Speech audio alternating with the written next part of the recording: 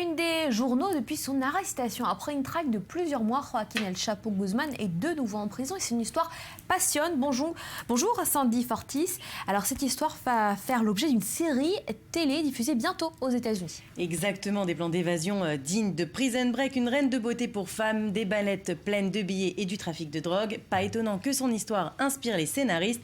Une chaîne américaine prépare donc une série sur El Chapo, intitulée El Chapo Guzmán El Varón de la Droga. La série non autorisée sera diffusée sur une chaîne en espagnol du réseau Univision. Elle portera évidemment sur la récente traque et évasion du baron de la drogue, mais pas seulement.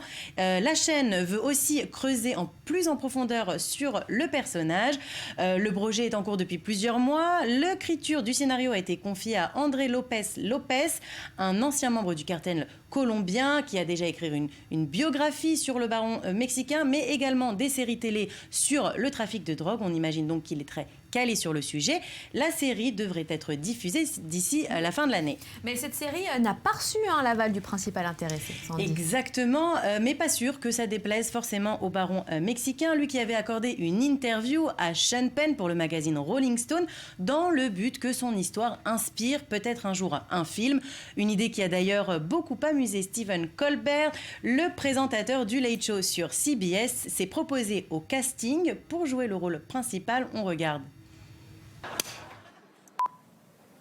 Yeah, see, I'm El Chapo, see? I run this here Mexico.